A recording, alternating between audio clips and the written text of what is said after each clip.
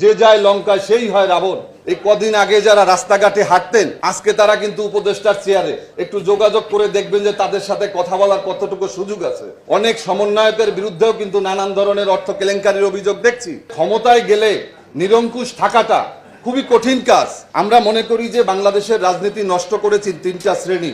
এটা হচ্ছে আমলা, কামলা, পুঁজিপতি।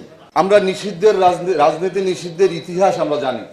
1975 সালের 25শে জানুয়ারি বাংলাদেশের সমস্ত রাজনৈতিক দলকে নিষিদ্ধ করে বাকশাল গঠন করা হয়েছিল।